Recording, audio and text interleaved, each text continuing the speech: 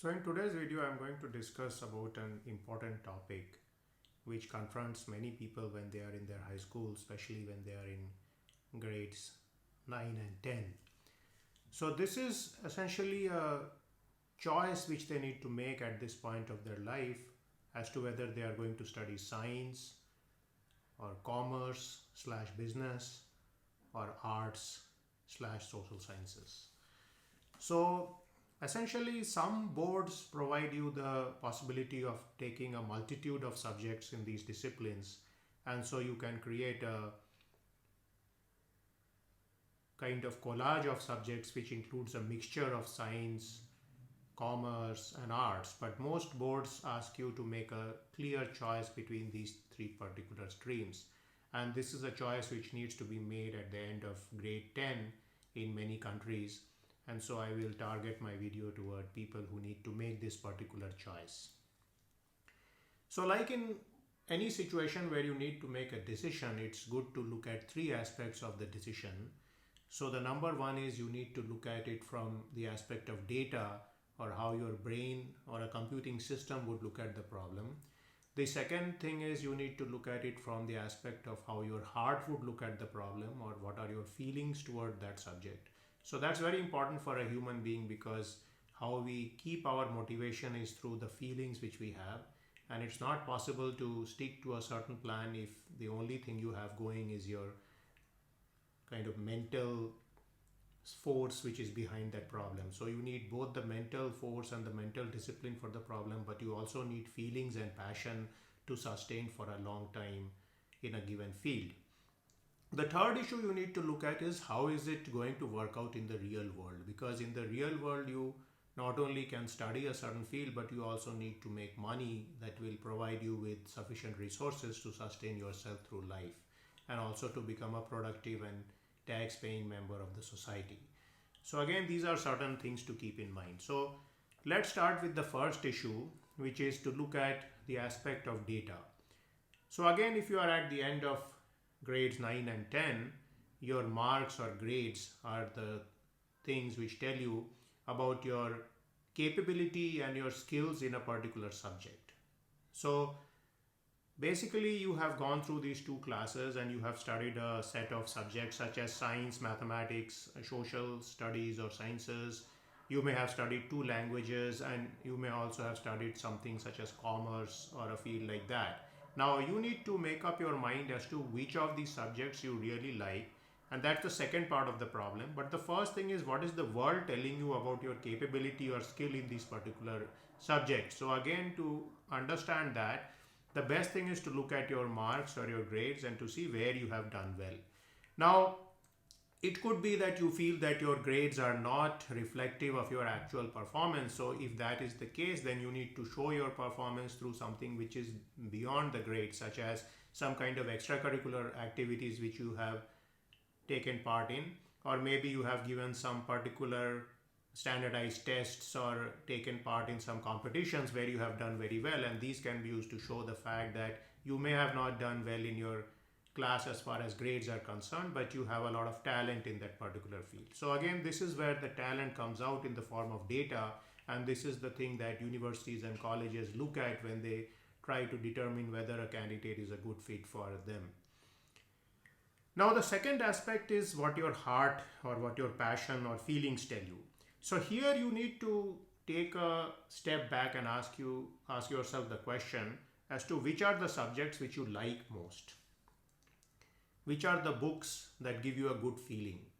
So when you touch these books or when you look at these books, do you feel a sense of pleasure, or do you sense a feeling of trepidation and revulsion? So these are going to tell you as to what are your feelings as far as a subject is concerned, and this helps you make a good decision regarding what are your favorite subjects and what are not. You can also take a look at your teachers and determine as to which are the teachers in your school whom you like, whom you venerate, and for whom you have a lot of fear or dislike. So again, this also tells you something about the subjects which you are good at or not. And you need to make a choice as to the teacher as well as the book. So if a subject is on your dislike list, probably you dislike the way the teacher teaches this subject and you dislike the way the book discusses this subject. And in that case, it could be that you do not have a predilection toward this particular subject as far as your own personality or makeup is concerned. So some of these resources will help you figure out as to what are your favorite subjects and what are your least favorite subjects. Now the third issue which you need to look at is the real world, because there are a lot of people who like subjects such as languages or such as art, literature and so on, and it's nice to read literary works of fiction and very calming to the mind compared to say studying mathematics, where you have to find out the cube root of 1 or look at complex numbers and so on. So again, you need to make a clear case as to, is it your own laziness or lack of discipline which is keeping you from learning these somewhat more tougher subjects, or is it something which is a particular quality in you or a very strong feeling in you which is keeping you from liking a particular subject? Because the fact is that the real world may pay more in terms of salaries to people who work in more difficult disciplines. And this is a fact you see all around yourself, that essentially the fields which have more complexity in terms of mathematics or in terms of medicine, or if you're looking at data sciences, computing and so on, they typically tend to pay more. And even in finance, if you are looking at the top of the finance fields, they all use a lot of complex theories, mathematics and so on to take care of different things such as derivatives, futures and such products. So again, this is something you need to keep in mind as to what are your goals in terms of monetary gains and how do you see yourself in the real world. So there is often a trade-off in doing something which you really like to do and the amount of money the society or the market is willing to pay you for that particular choice. Now this is up to a person and there can be no value judgment on this particular proposition, but this is something which should be kept in mind. So now looking at this particular way of looking at a problem, we have seen that there are three aspects you need to consider.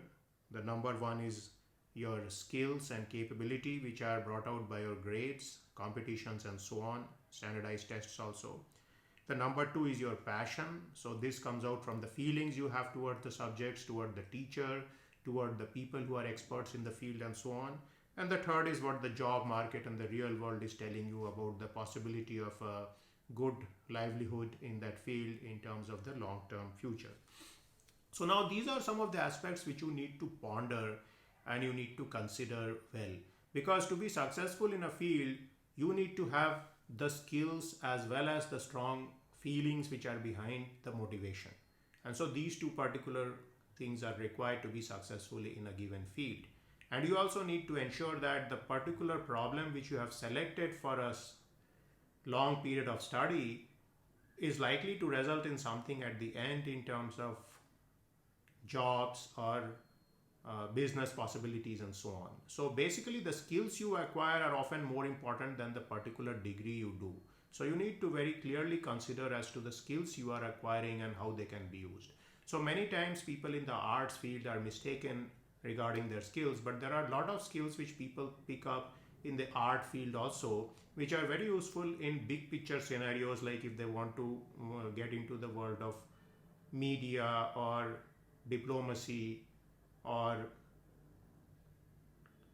digital media and so on. So again, keep some of these things in mind before you make any decision.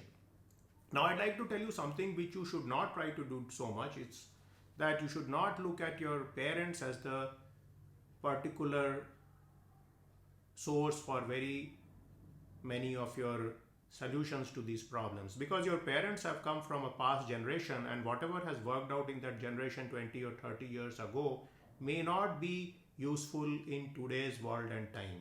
So the world and time has changed, and if your parents are not current with the things going on in the current world and time, then the predilections which they have towards career choice may not be a good solution for you. So you may get more insight from your peer group, you may get more insight from looking at the different people in the world whom you look up to. So you try to look around yourself, try to see the news and see if you look up to Nobel Prize winners, or you look up to successful businessmen, or do you look up to people who have done well in music or arts, or in terms of book writing, fiction writing, and so on. So if you can develop some role models in these fields, and you can think about who are the people who fill you with a sense of awe and positive vibration, then you can go towards those particular fields.